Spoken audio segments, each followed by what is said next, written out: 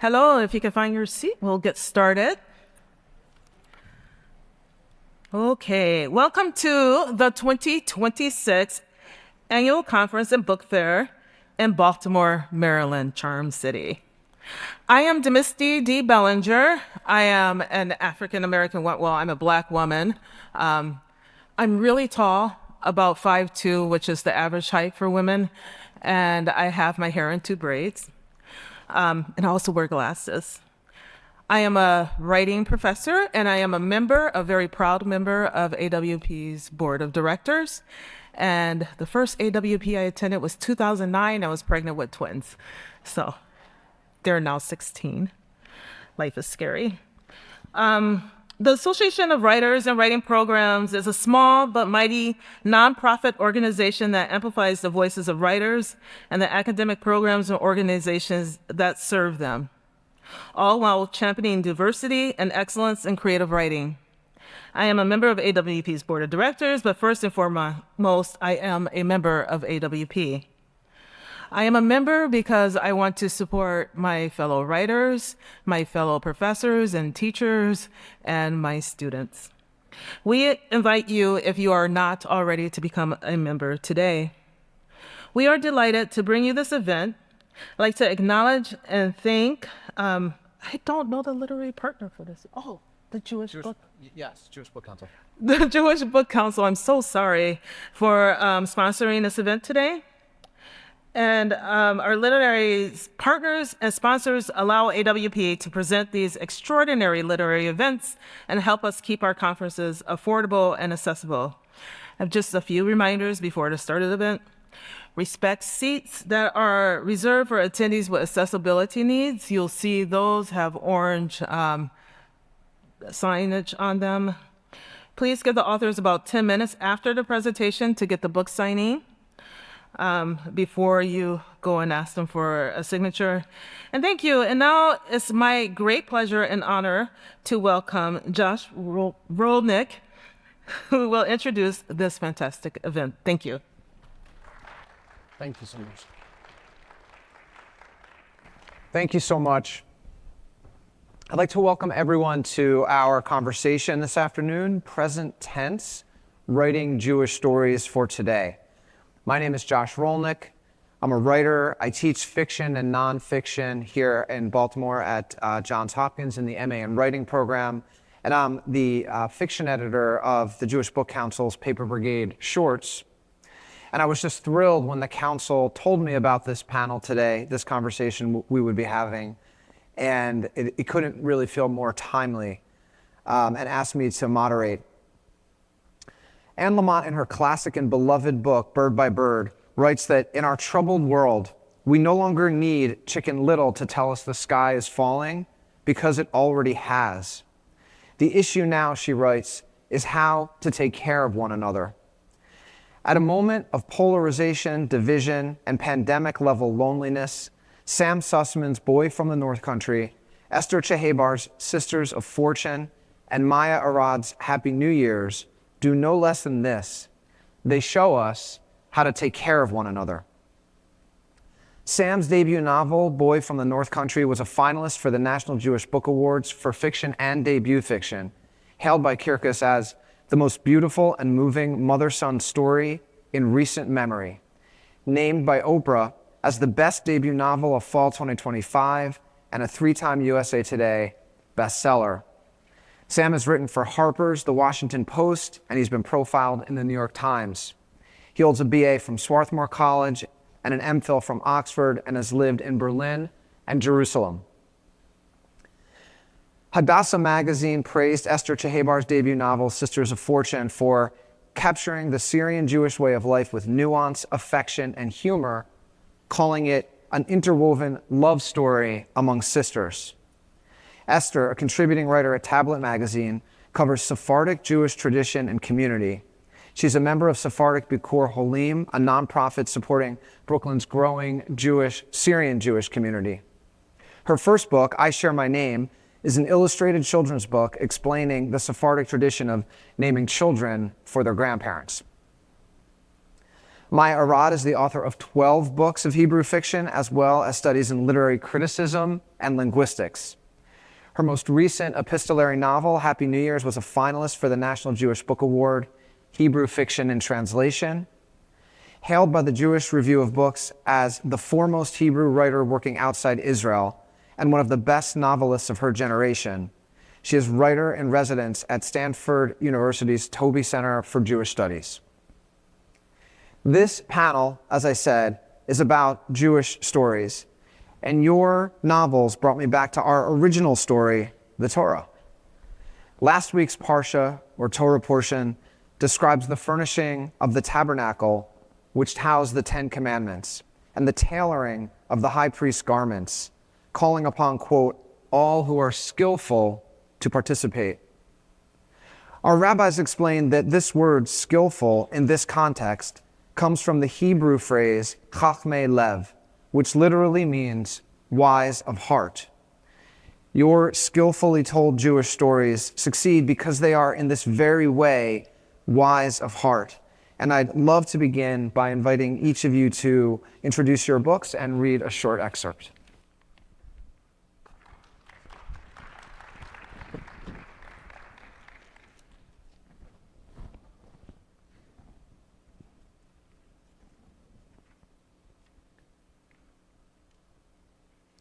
Well, thanks to Josh and the Jewish Book Council and AWP.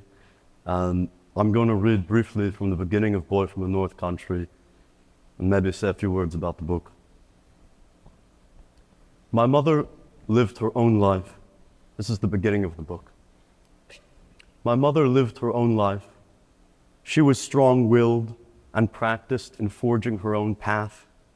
She had her private struggles and was used to enduring difficulty alone. Yet as I stood in the doorway of her home one summer evening when I was 26, nothing could have prepared me for what she had concealed. A sea blue dress hung from her gaunt arms, from her gaunt shoulders. Her bare arms, usually lean with muscle, were flaccid and pale. Her hair, auburn the last time I had seen her, was graying and brittle. She smiled at me with the warmth she could always convey with ease. I stumbled forward and hugged her, her head to my chest, her arms around me. I listened to her breaths. She was my mother. She could not get cancer. If she did, she would tell me right away. But she did have cancer, and she had not told me until the phone call 24 hours before, midnight London time, her voice calm as she asked if I could fly home as soon as possible. Now, weary from the transatlantic flight and 2-hour drive to her home in upstate New York, I held her closer to me. We drew apart. Her hazel eyes settled in mine, joyful as she said, "Did you see the peonies along the driveway? They're having their best year of the decade." She turned from me and passed through the sliding door, and I followed her into the evening. We were in her landscape now. White peonies swayed in flower beds. The crab-apple tree held its twisted pose like an elegant dancer. Evening light fell on the maroon barn from which we had retrieved eggs from our hens on the mornings of my childhood. 5 ash trees rose from the earth as if the fingers of an open hand. My mother had arranged the cedar table and wicker chairs on the hilltop facing across the valley to the bluish mountains. The only visible human structure was our home, its green siding blending into the hills. I glanced at my mother, concerned that the walk might have caused her discomfort. White clouds kissed in the sapphire sky.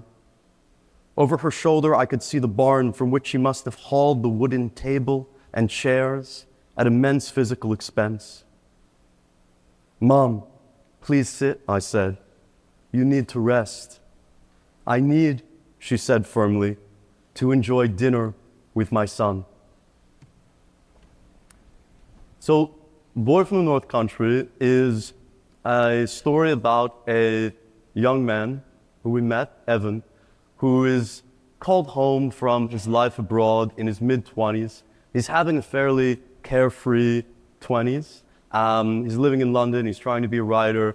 He's gotten far away from this small town in upstate New York, Goshen, where he's grown up with June, who is this fiercely independent single mother.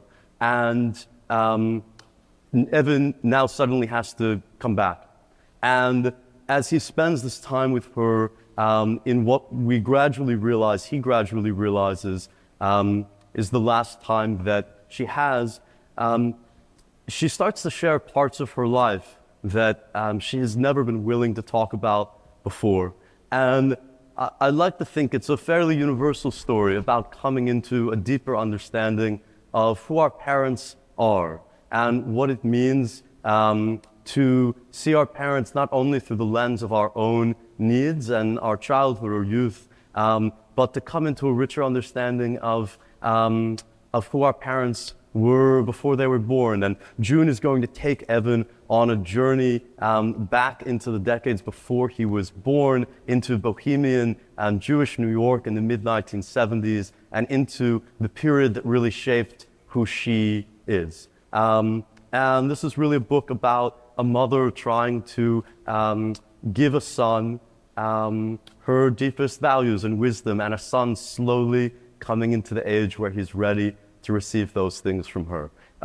So it's not all illness. There's plenty of fun in this book. One of my favorite scenes is when June and Evan smoke a lot of her medical marijuana together. There's also a sort of about a third of the book takes place from June's vantage point in mid-70s New York and in the sort of arts world of that moment, and we meet a number of iconic Jewish artists of that period: Norman Rabin, Stella Adler, Bob Dylan, all of whom are significant characters in the book. So that's what I'll say, and I guess we'll talk more, but I'll pass it over to Maya.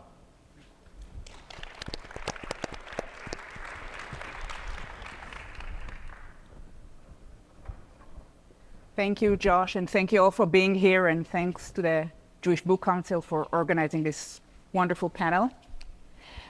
I will read from my book, Happy New Year's, that came out in August last year, translated by Jessica Cohen from Hebrew. The book is an epistolary novel made out of Rosh Hashanah letters. The plot is quite simple.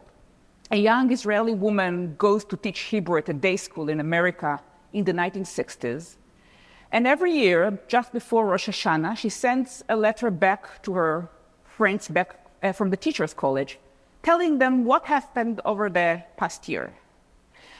Now, pretty soon, we realized that Leah, my character, is not a very reliable narrator. She likes to put a very rosy facade on what's going on in her life, and she hides the less pleasant details. And the novel is kind of a game of, the reader has to, I'm playing a game with the reader, try to see, to read between the lines and see what's actually happening here. I chose to read the letter from 1979, the letter in which Leah finally comes clean to her friends about her divorce. And I should add that, reading in English is one of my least favorite things. I always feel very, very self-conscious about, what if I can't pronounce a word right, or what, about my accent. But in this case, it's the opposite, because Leah is an Israeli immigrant, and the more accent, the better. So I will read to you from Jessica Cohen's translation, and I hope, Leah's bubbliness and optimism come through. 20 of Elul, 5739. September 12, 1979. Dear Mira, Pnina, Devorah, Rivka, Zehava, Tzipi, Rina, Shoshi, Aliza, Yochi, Nechama, and Dina, Shalom. Another year has come and gone, and soon we will enter not only a new year, but a new decade. A wonderful opportunity to renew old ties and hear what's new. The last year has brought a significant change in all our lives. I know you've already heard about it, but unfortunately, what you heard is half-truth at best and utter lies at worst. As a wise man named Mark Twain once said, a lie can travel halfway around the world while the truth is still putting on its shoes. That's why it's important for me to write to you personally and explain exactly what happened, even if a little belatedly. Please feel free to pass this information on, especially if you encounter any rumors that certain migratory birds might have brought to Israel on their summer vacation. So here it is without any sugarcoating. I got divorced. I have nothing to hide and nothing to be embarrassed about. Here in America, divorce is no shame. Quite the opposite. First of all, it happens to everyone, or almost everyone. Did you know that 50% of marriages end in divorce? Second, getting divorced means taking responsibility for your life, giving yourself and your children a better future. After all, that's a fundamental right in America. It's actually written in the Declaration of Independence, the right to life, liberty, and the pursuit of happiness. Pursuing happiness is every person's basic right. If you're not content, you get up and leave. You don't stay together for 40 years out of fear and inertia like some people who shall remain nameless. And speaking of people who shall remain nameless, I don't know what rumors have reached you, but they're all false. Jeff and I separated amicably, respectably, and without any scandals. We realized that we weren't a good enough fit, that our love has faded over the years, and that it would be best for us to stop being a couple and each pursue our own happiness. Jeff didn't run away. He just moved to New Mexico, hoping the change of scenery would do him good. Naturally, he doesn't see the kids every week, but this does not diminish his responsibility and love for them in any way. Any talk of him as having abandoned them is sheer malice. And as for the rumor that Jeff isn't paying child support, unfortunately, he's dealing with some debt at the moment. But I'm confident that as soon as he gets on his feet financially, that will get sorted out. That's it. The whole story, it's that simple. I imagine you have many questions, because I asked myself a lot of questions too. And trust me when I say I gave the matter a lot of thought before taking this step. For example, isn't divorce selfish? Won't it hurt the kids? Well, that's the thing. No, it won't. There are lots of studies showing that children of divorced parents are more successful in life than children who grew up in a home with two parents who have a bad relationship. But won't the children feel different? Of course not. As I mentioned, 50% of marriages end in divorce, which means there are plenty of children around them in the same boat. But what about your own future? Thank you for your concern. Everything's fine. I have a vocation and a job, and I'm getting along very well. But aren't you afraid of being alone? I'm not alone. I have two wonderful kids and friends, and I'm positive that in due course I will find new love. My life is in a very good place. I went back to full-time teaching at a Jewish school in Waltham. The boys have switched to the same school, which is very convenient. By the way, even though it's a Jewish school, none of the students comes from a religious home. I say this in case you're worried I might have found religion. Teshuvah, is that what they call it now? I've heard that's a big fad in Israel these days. Do not fret. That's not going to happen to me. Thank you.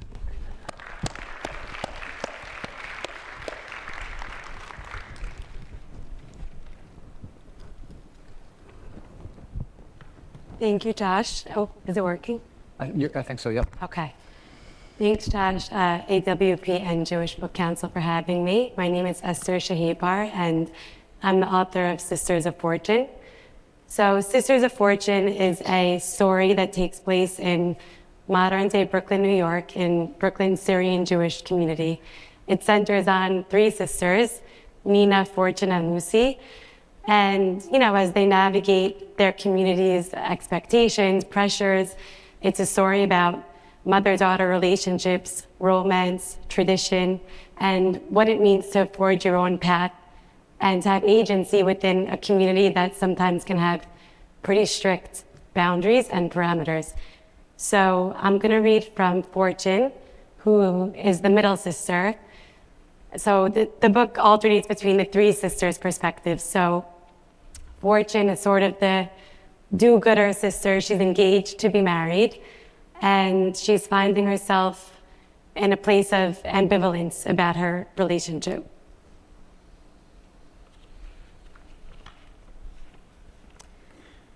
When we were little, Mom bought us an ant farm to keep the dirt out of our nails. It soon became my responsibility. Nina insisted the ants should be free, and Lucy quickly lost interest. But I loved watching them, studying their movements, however repetitive they might have been.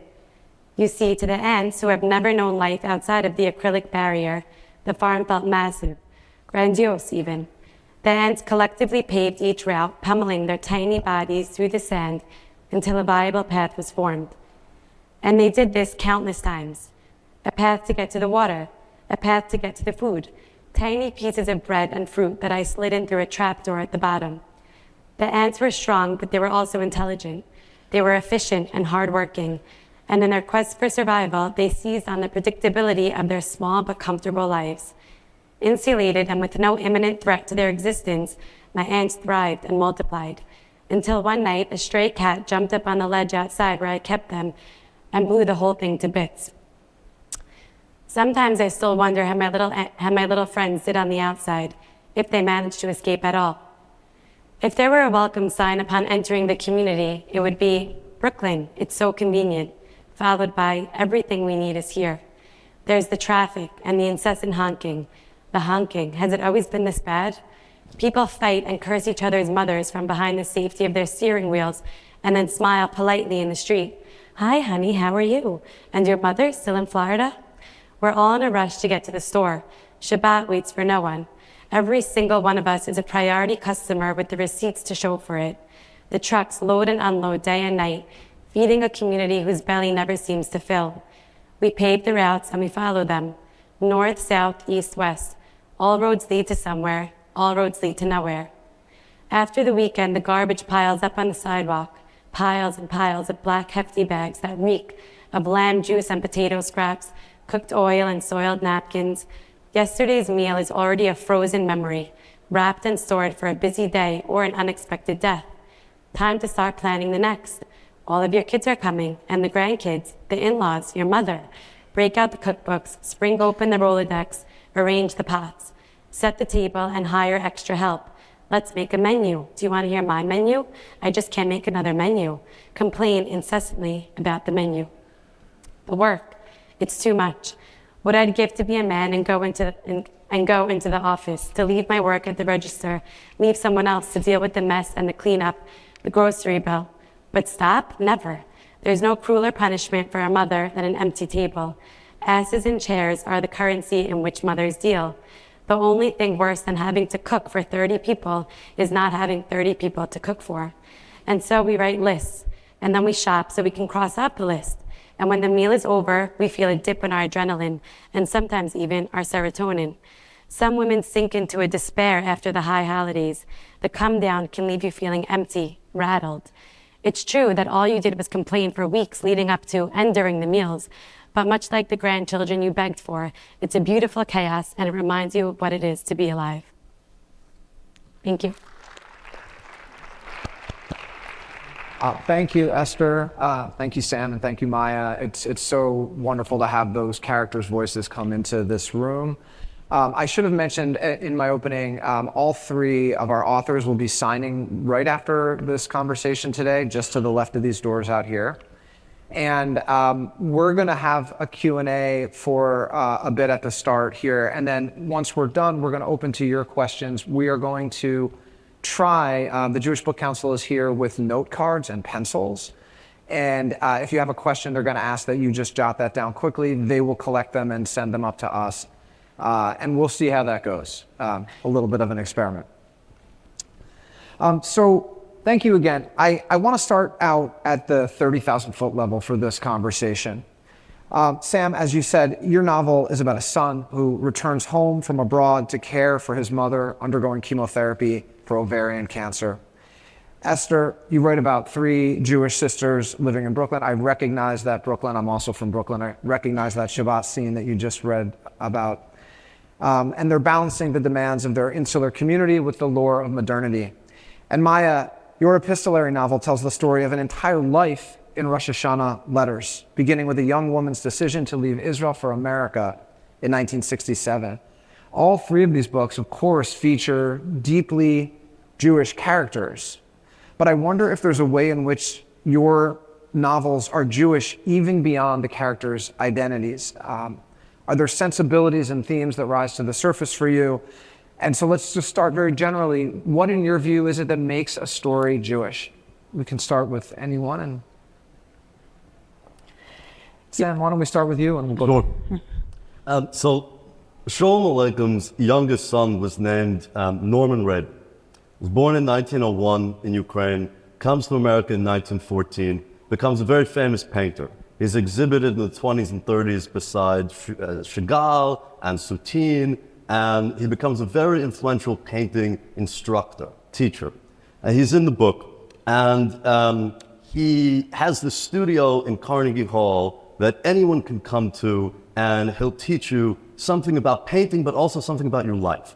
And he paces around this studio. When the book takes place in the 70s, he's in his 70s. He paces around the studio. He talks about his father, Shalom Aleicham's work. He talks about the Torah. He has a whole theory of Jewish aesthetics that come from Kabbalah and Jewish mysticism. And one day, a journalist asked him, what does it mean to be a Jewish painter? And he says, a Jewish painter? You think I'm a Jewish painter? What do you think that means? I paint on the canvas from right to left? And I always think about that because Rabin is someone who drew deeply, understood himself as painting from a tradition that reached back to the Torah.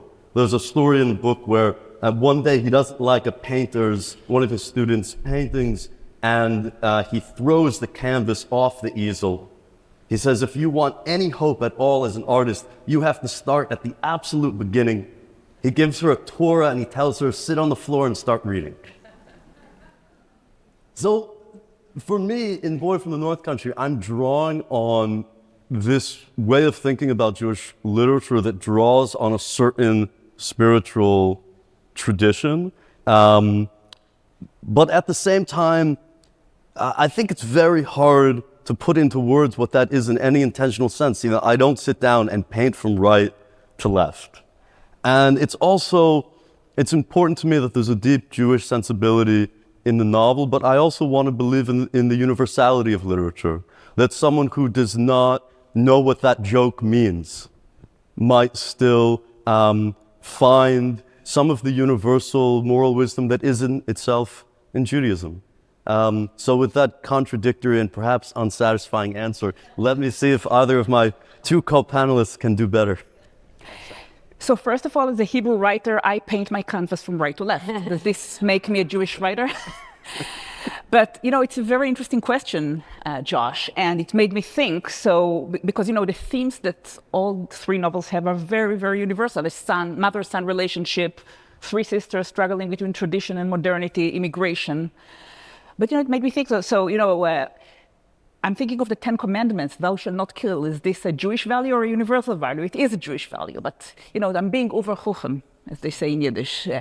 If I think about my book seriously, so immigration is a universal theme, but Leah's particular immigration, my own character, there is something deeply Jewish about it. First of all, leaving Israel for the United States is her second immigration. Her first immigration was as a child from Romania to Israel. Today, she didn't think of herself as a Holocaust survivor, but today Romanian Jews are considered Holocaust survivors because they were in Romania under Nazi occupation. So this is a very Jewish 20th century story. And, Leah's optimism, and throughout the book, she has all those get-rich-quick schemes. When I wrote about her, I was constantly thinking about another Shalom Aleichem character, Menachem Mendel, who is always trying to, some new money-making scheme. And so, I guess this is the Jewish flavor in the universal theme of the book. Yeah, absolutely. Sam's anecdote reminded me of an interview that Leonard Cohen gave. I cannot remember the year, but the interviewer asks him, have you seen your work and your songs getting more Jewish? And he says, what does that mean, more? I don't think my work can get any more Jewish. He has this amazing line, and he says, my heart was circumcised in the Jewish tradition. And I always loved that line because I think there's this element of inescapability, right? Like you can try to, or you cannot make your work less Jewish, more Jewish, but I think that Jewish spirit will come across regardless of, how intentional it is. I grew up watching a lot of really funny movies. Like I remember going from Leonard Cohen to My Big Fat Greek Wedding, another amazing work of art, one of my favorite movies though. And I remember watching it and saying like, oh, that's my family, and this is a Greek family. I'm from a Syrian Jewish family in Brooklyn. Few logistical similarities, but really, that spirit of disagreement and that liveliness and that loud spirit, but that imbued with like this deep sense of love and loyalty was something that I related to, right? So I think that all of our books, while different, I think they're all imbued with that spirit on varying degrees, and I don't think you can really get away from it. I love that, Esther. It's a great place to end. I mean, as different as these books are, they also really do share some core sensibilities in so many ways. I want to bring in one of my own recent Jewish stories to this conversation. As I mentioned, I also live in Brooklyn, and not long ago I was having that very New York experience. I was standing on a subway platform waiting for the 2-3 train when I was approached by, I should say, I was reading your book, Esther. I was reading Sisters of Fortune at the time, and I was deep into the book when I was approached by a Chabad emissary and his son. And if any of you have had this experience, he said, "Are you Jewish?" It's a very common experience in New York City. And one of my teachers of blessed memory was a Chabadnik. I have a great respect for the Chabad movement. And as a busy New Yorker, I also know that feeling of I kind of just want to get away. Typically, I'm rushing around, and usually I kind of deflect the query or I answer quickly and I move away. This time, though, as I lifted my eyes from your story, I really felt what I can only describe as an expansive sense of Ahavat Yisrael, of love for the Jewish people. I am immersed in this family's story, and I looked up and I simply could not respond from even a place of impatience. And so I said, yes, I'm Jewish. And we started talking, and I found out that they were from Kentucky, and the son had a violin case on his back. And we got onto the train and we wound up saying the Shema together as we drove through Brooklyn. And this is a lead up to a question that I have really for all three of you. The book here, I think, transformed my lived experience. And I'm wondering if that's one of the purposes of Jewish stories. In this case, it was to bring people together across difference, but I felt transformed maybe in a more fundamental way as well. And so I'm wondering, how and why does that work? And why do Jewish stories matter? And maybe, Esther, we can start with you and come back this way. I think for me, I think I'll start this way. I think that I found myself more recently very intentionally seeking out Jewish stories. I think as a young kid growing up in Brooklyn, it felt, growing up in the 90s and consuming Woody Allen movies or Seinfeld on TV or Philip Roth novels, it came much more naturally, right? It was in popular culture almost. I mean, not almost, it was, right? It sort of Jews dominated popular culture in some unique way at that time. And I think more recently, and of course, those shows and those books highlighted a specific sort of a New York sensibility around Judaism, and I think more recently, of course, with everything going on in the world, there's much, I feel at least, a bigger sense of urgency to seek out Jewish stories that are not in the mainstream, are not, dominant in the culture. And I think that that's because I've become somewhat desensitized to disagreement, right? And I think that as Jews and in Jewish stories specifically, disagreement is one of it's almost a core value at this point, right? It's in the Jewish tradition.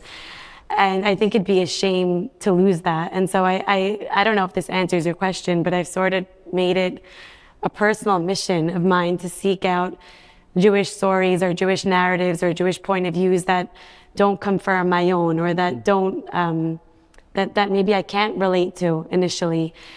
And I think that's important because I think, obviously, as shown by all three of us, all four of us, come from very different Jewish traditions. But to be able to sit here and relate to one another and find commonalities, it's important to reaffirm that through books or through art or through movies. Yeah, thank you. Thanks. I very much sympathize with this. I feel that the Jewish story of the Upper West Side and Woody Allen and Philip Roth, is kind of like the mainstream, and thankfully we hear more and more of less typical Jewish stories, like the Jews of upstate New York, or the Jewish Syrian community in Brooklyn, or the Israeli expats.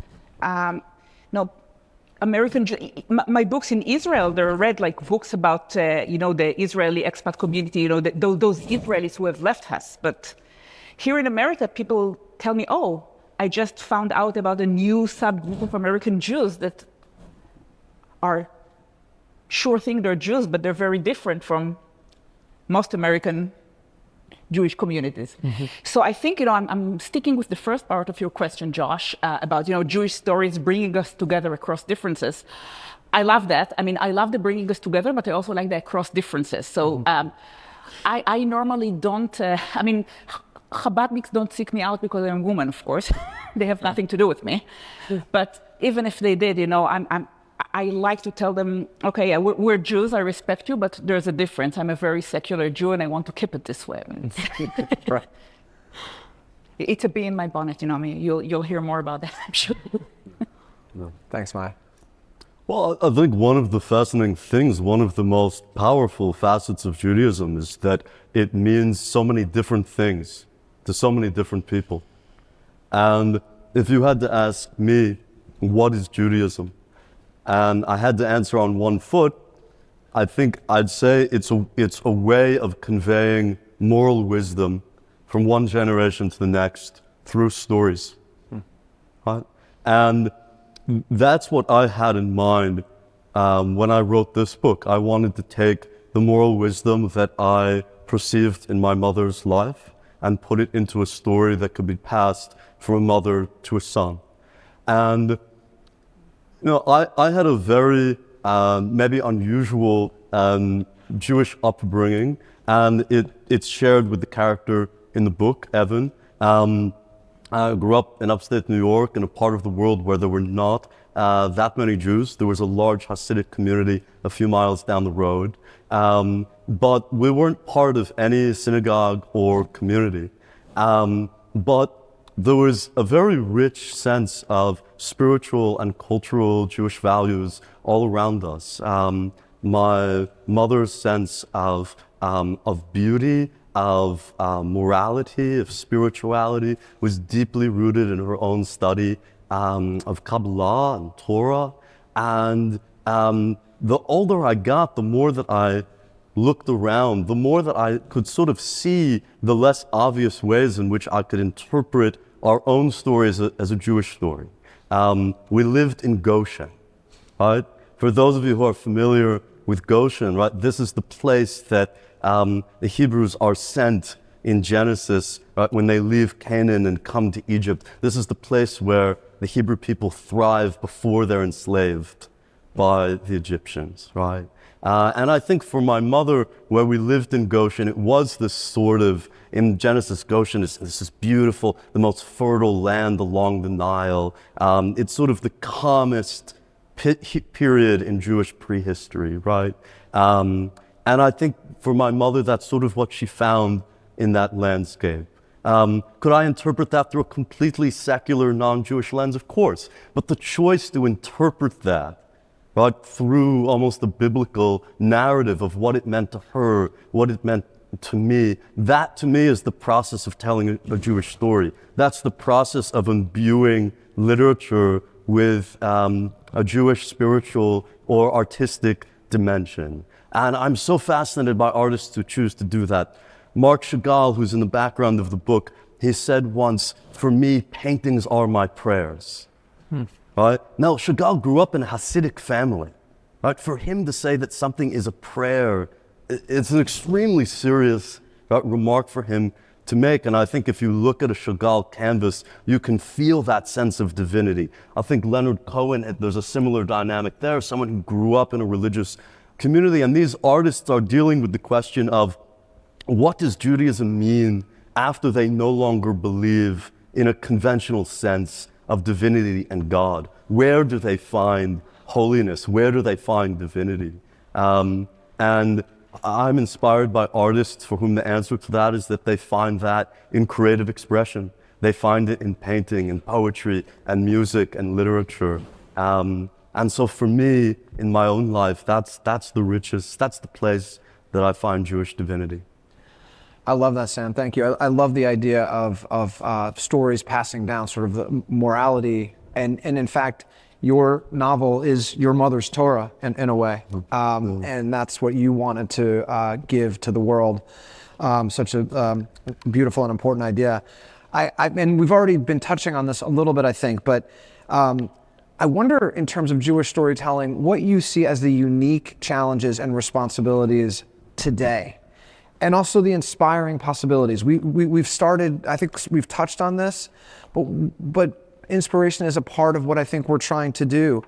What are the possibilities of writing Jewish fiction today? And I'm curious what you think about how Jewish stories can fit into that broader literary landscape. And we can go in any order if anyone feels moved to jump in.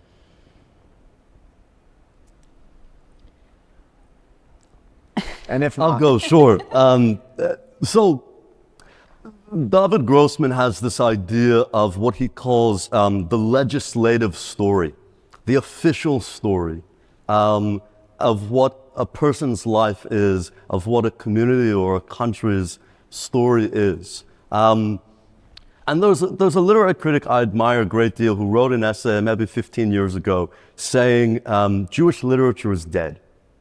And what she meant by this was that the official story had been told too many times, right? That the subjects of Jewish literature were, in the last decades, were assimilation, right? The founding of Israel, the Holocaust. These were sort of our official stories. And I think for me, in terms of the challenges, the unique possibilities, the question is, what are the stories that are less heard and less told?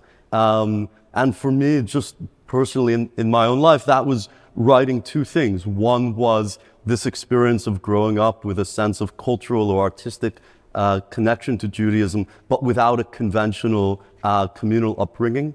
And then the second is drawing on this rich tradition of how American Jews shaped 20th century American culture. And three of the characters that I wrote about, Stella Adler, Norman Rabin, Bob Dylan, they had enormous influence on this broader culture. And as Esther is saying, there are many, many others. And so for me, that's the sort of unique possibility of this moment. What are the traditions that have been living beneath or outside of those official or better known stories? And I think, I hear that in your work as well, that you are each telling those stories. And that's how I would think about those unique possibilities. I will speak as a Hebrew writer whose first book got translated into English shortly after October 7th. So, people ask me, so is your book a political book? And I said, no, I meant to write, just 3 novellas, and I meant to write a work of art. But in this day and time, just writing about Israeli characters who are deeply flawed but very human, but they're not pure evil and they're not saints, just human beings. So giving human faces to Israeli characters is my biggest challenge as a Jewish writer. Yeah, that's great. Yeah, I think it's bouncing off what Sam was saying about Jewish traditions, and we have these stories of the Holocaust, the founding of the state of Israel. There were these macro events and these macro seismic events in Jewish history that sort of dominated, let's say, Jewish literature in one way or another. Luckily for us, I don't see any shortage of seismic events in Jewish news and culture. But I think for me, it's exciting to. I mean, this is going to sound cliche or banal, but I think not shying away, like Maya said, from depicting people as you see them and not as how you wish them to be. And sort of, I think everyone is so careful and so concerned about disrupting anything or upsetting people, and that's fair. But I think, like I said before, part of the Jewish tradition, as I see it, is questioning things, right? And surfacing some things that are uncomfortable to speak about, maybe, or writing characters who are less than savory characters. And I think that I'd just like to see that tradition stay alive, right? Regardless of what's happening around us. I think it's all one and the same, and it's all part of the same tradition, I guess. Thanks, Esther. I'd love to go a little bit deeper. There's obviously writers in this room and this is really a question maybe more on the craft side about how we tell our stories that probably ties to where you were ending in terms of your characters. As I mentioned in my introduction, I really read all of your books, and I felt like these books in a way show us how we take care of one another, to use that Anne Lamott quote. A grieving son returns home to take care of his mom, who is undergoing chemotherapy. Jewish Syrian sisters extend one another every kindness along the way while planning a wedding, even as they sort of are driving each other a little bit nuts. And you've got the intergenerational stuff with Sita and their parents. Sita is the grandmother. And it's really a story of family support. And Maya, your book is a woman who believes so passionately in romantic love, and she seeks it her entire life. She really is a survivor. She does so many different things. She becomes a real estate agent at one point and is very good at it. But I won't give away any spoilers here, but one of the most beautiful relationships is one that she has ultimately with her granddaughter, and it's about how they take care of one another in that sense. But it, of course, can be really hard as writers to write about things like sentimentality and this kind of kindness. Really about kindness and compassion without veering into sentimentality or melodrama. I wonder if you can talk for this group today about how you write effectively about these ideas, about these family relationships and bonds, compassion and kindness. What do you feel like you have to avoid, if anything, and how do you find that balance? So I think I'll start. So Sisters of Fortune takes place largely in one home in Brooklyn, which is intentionally made to feel, suffocating at times, right? You have 3 sisters who are all coming of age in their 20s who live with their parents and their grandmother. They're part of this immigrant community whose values are pretty antiquated in a lot of ways, and yet all 3 of them are trying to forge their own paths and, their own destinies, essentially. I think at the heart of the story, there is so much love for one another and so much support. But, that doesn't mean that they don't come up against their fair share of arguments and competition. Anytime you have a group of women in their, late teens and 20s living under one roof, there's bound to be disagreements and competitions over men, over clothing, over things that seem so innocuous, right? So I think for me, the balancing act came from, this is ultimately a story about a community, right? A community that came here in the late 1950s, a community that's stuck in their ways in many aspects, unwilling to sort of modernize in many ways. but also a younger generation who is very eager to assimilate into modern society and to see, what else is beyond the parameters of their Ocean Parkway community. So to answer your question, I think it very much, as a writer and as also someone that's very intimately, obviously involved in this community, it was very, very important to me to strike that balance. I think when I initially started writing the book, there was actually a lack of sentimentality. There was a lot of anger, right? Over some of these ideas that I saw as very backwards. And I think as I see myself as having grown up with the book in many ways, and throughout the writing process, having gotten married and having had 3 children, and seeing more aspects of the community that I maybe took for granted come to light, I think that balancing act became easier, and I was able to recognize some of the warmth, and also to see why my grandparents or my parents made some of the decisions that they did, right? And of course, I think humor always helps. Yeah. I'm a big fan of injecting humor in places that feel heavy and serious. And yeah. I love that idea of growing up with the book and moving past that. Moving past writing from a place of anger, it sounds like, was helpful in this regard. And any other? So for me, the answer is different for every book, right? It's a very general question. So for each book, I have to reinvent myself and see how I can balance those, sentimentality. Not veering into sentimentality while writing with compassion. And in this particular book, the device was, because Leah, the main character, writes a letter every year, and so we go bit by bit with her. And it's very easy to forget, she's so naive, and sometimes, veering on stupidity and making the same bad choices and mistakes over and over again. So I think this was my device to stop the reader from saying, actually, she's heroic.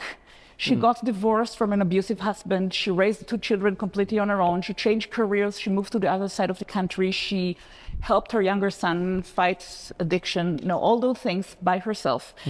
And only at the very end of the book, I think her son writes an afterword to the book, to all those letters. And he says, all those years, I just saw the mistakes and bad choices that she made, and only now I understand what a big feat it was. So I think part of it was, for me, this was a way to keep the reader from, sentimentality of, this amazing woman, because, you see all those little mistakes and things, you don't really think about it until the very end.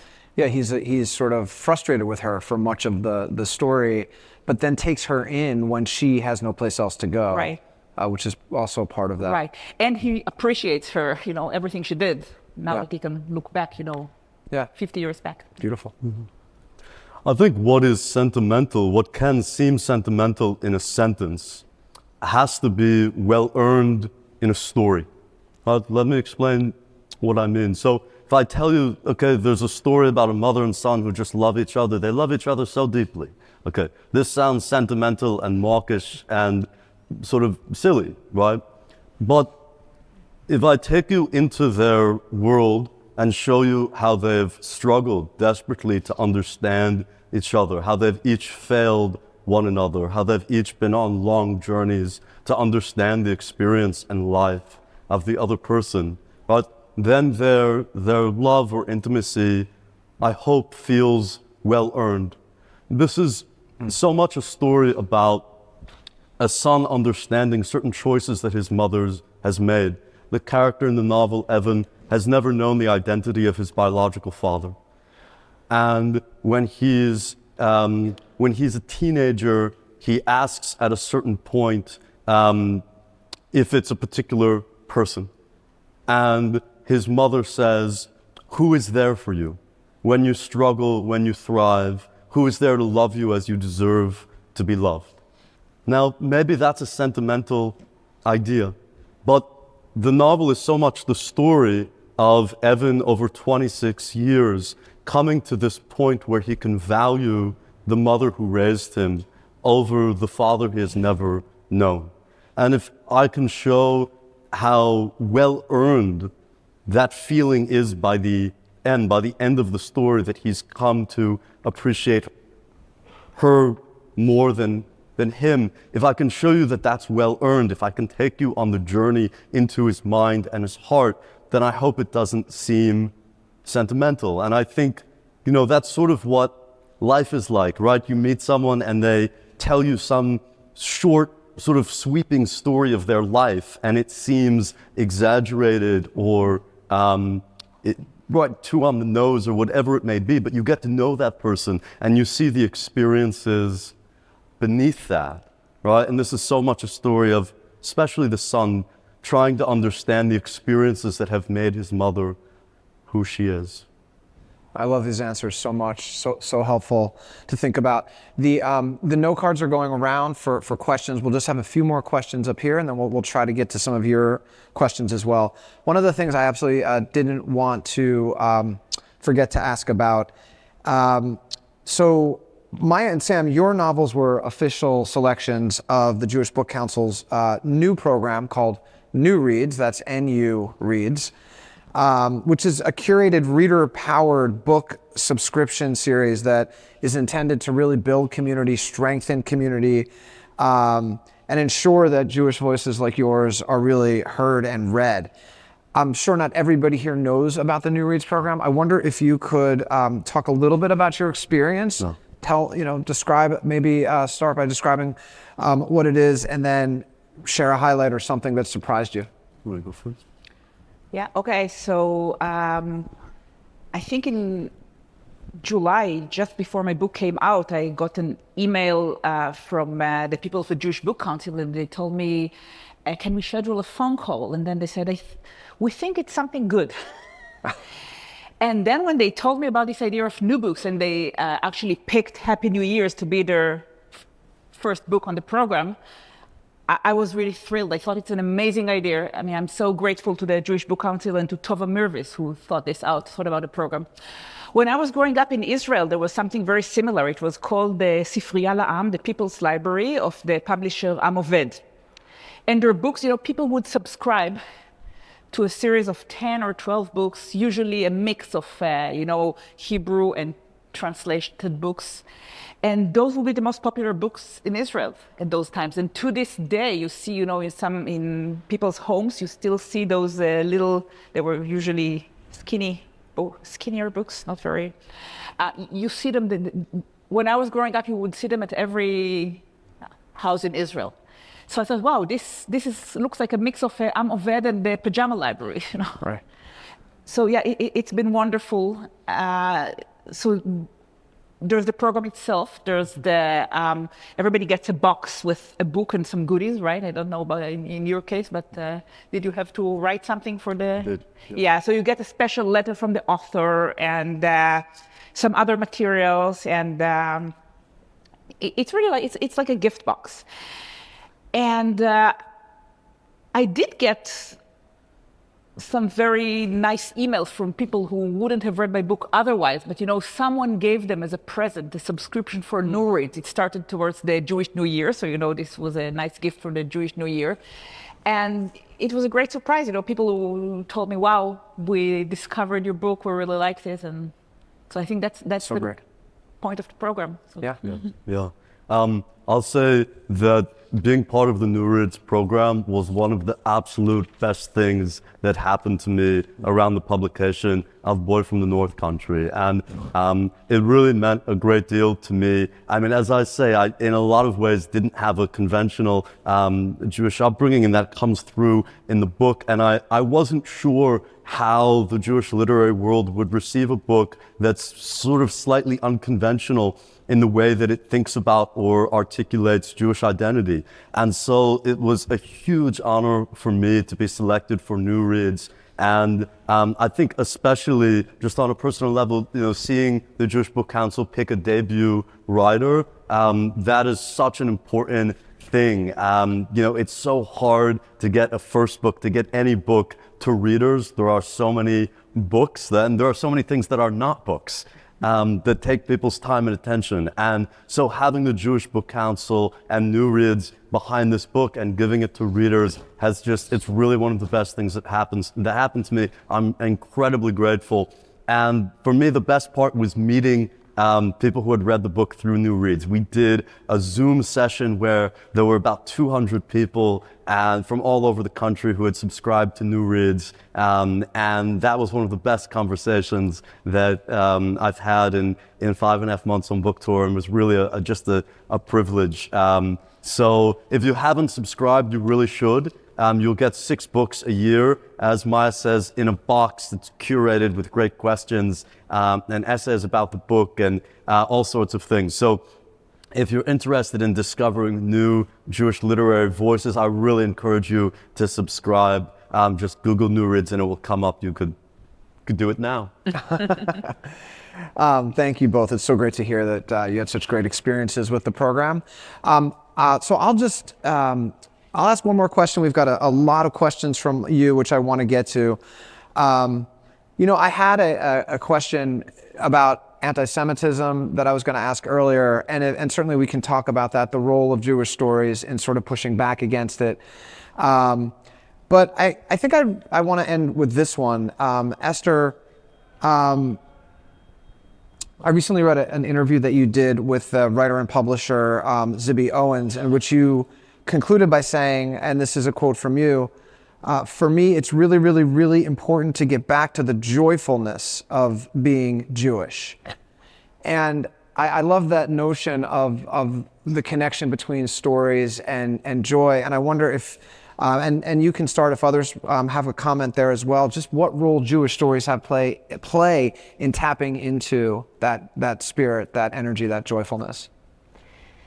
I think for me, what it means to be Jewish and what it means to write and read Jewish stories is to celebrate community and family. And, I think I consider myself very lucky to have grown up in a community and a family that was hyper-focused on moving forward and not necessarily thinking about what brought my community to Brooklyn, I'll say. And I think I used to resent that, right? I used to sit down, I wanted to sit down with my grandparents. I remember when I was in high school and college, tell me your story and how did you, my father's side Egyptian, my mother's side Syrian.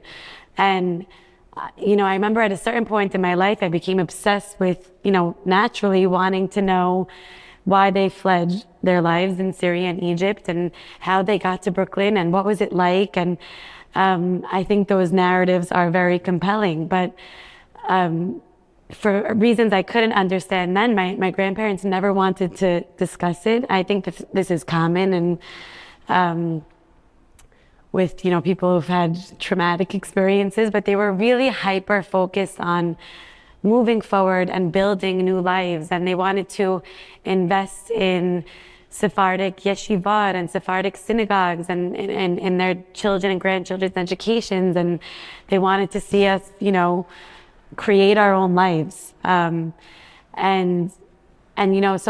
I grew up in this sort of golden age of Jewish joyfulness, I guess, where there was they were hyper focused on making our lives as joyful and celebratory as possible.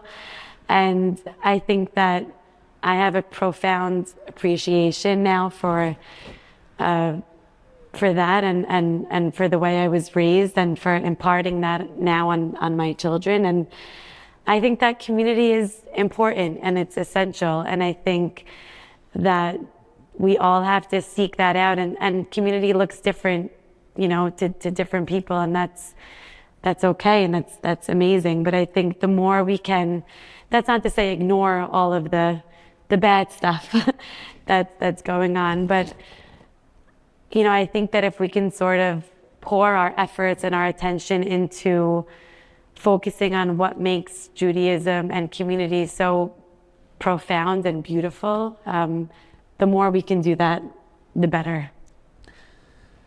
That's a great place to end, Esther. Thank you so much. We have many questions here. I'm not going to be able to get to all, but we'll try to get to as many as we can in the remaining time we have. This is from Joan Goodman of Albany, New York.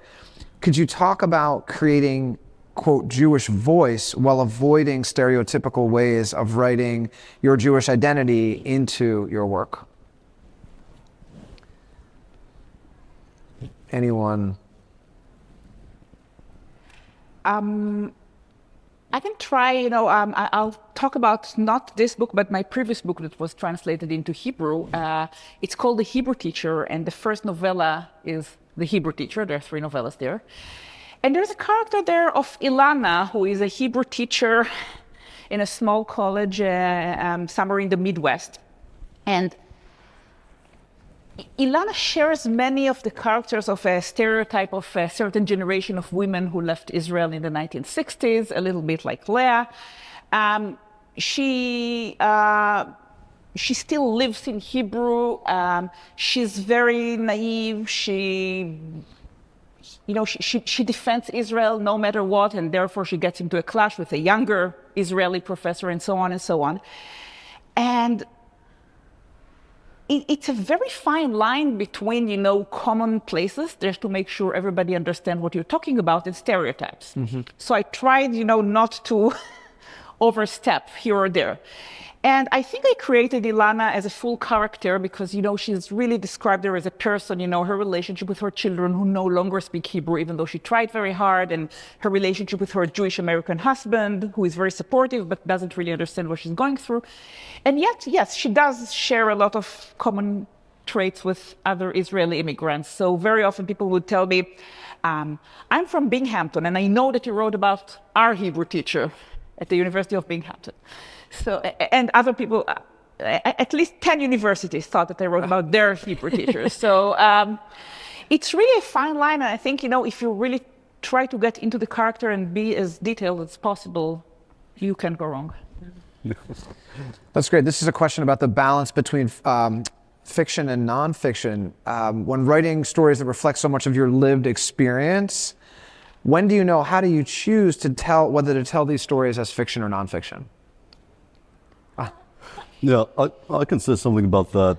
I think it's very tempting to divide literature into nonfiction, something that's true, and fiction, something that's invented. I think all the most interesting things in life live somewhere in the middle. Memory, emotion, perspective. And so I think memoir and fiction, they are different artistic forms to try to relate our own experiences, right? And I think about these things less in terms of what is true and what is invented. And to me, sort of the difference between photography and painting. Photographs aren't true and paintings untrue. There are different styles of relating the truth of an experience. And for me, the sort of, I think fiction gives you a greater freedom to say this is about a perspective. It's about memory. It's about emotion. It's less about the lived facts of a life and more how you transform that experience, those facts, that material reality into something larger than itself. No artist just wants to reproduce what happened to them or what the truth of their life is. We want to transform these experiences in a way that's meaningful to us and other people and create something that's larger than just our experience. Thanks, Sam. I think, Esther, you also wanted to jump in on this one? Yeah. No, I feel similarly. I think, I started writing my book. I was in a nonfiction program, MFA program, and I found it extremely difficult to get anything worthwhile on the page. Why? Because I constantly had my mother's voice in my ear, or my grandmother's voice. Can't believe you said that. I can't believe you said that. That's not what happened. And eventually a professor of mine was like, hey, why don't you try writing fiction? And I was like, because I'd never written fiction before in my entire life. And he was like, well, why don't you just try? And he was right, because what fiction does, right, is it frees you up to, or at least it can free you up to be able to quell some of those voices you might hear in your head. And I think like what Sam said is exactly right. Nobody wants to just write a factual account of their lives. I think we're all trying to, you're creating a narrative, right? And you're trying to convey a feeling or a worldview or a point of view. And so I think like anything else, it's about trying to find that balance. If writing nonfiction is not working for you because it's limiting your capabilities in some way, then try something else, and you might be surprised at what that does to free up your creativity. Thank you so much. I think we're just about at time. We have about 1 more minute. So if this question spurs any of you for a quick response, this is actually a question about audience. Do you write with audience in mind, either Jewish versus a broader audience, or do you think about audience in a different way? Do you think about or care about a broader appeal for your work? That's a great question. When I was working on my first book, which was a novel in verse, I just thought that nobody would publish a novel in verse by an unknown writer. So I really wrote without any audience in mind. And that's why also I gave the main character the name of a guy who was in graduate school with me, and he still doesn't know that. But I just thought it would never happen. And when Hargol Press in Israel took up my novel in verse, I felt it was a miracle. And I felt it was a miracle when my mother once called me and said, I was at a bookstore, independent bookstore, and someone just bought your book and he's not from our family. What she didn't tell me that this guy was her mentee. And she pretty much, pushed him into it. So ever since, every time, somebody reads my book, I feel it's like a miracle. And of course, I would love to have the widest audience possible. But, for me, every little thing is like a miracle. No. Terrific. Go ahead, Sam. Yeah. I think about particular people in my life who I admire how they think about literature, and I might want my work to speak to them. But I think sort of trying to imagine a broader audience, it's such a fool's errand, because writing is such an intimate, unique experience. I would never insult any reader by thinking that I could imagine how they're going to experience the privacy of holding my or any book in their hands, and what memories of their own life or experiences it will conjure. And I think that's the great freedom of reading, that each reader makes a book her own. And I try to just leave it there. Fantastic. Well, we are at time. I want to thank all 3 of you for very comments today and this conversation. And as I mentioned at the start, Sam, Esther, and Maya will be right outside to the left signing their books, and we hope you'll all take an opportunity to say hello. Thank you all for coming today. Yeah.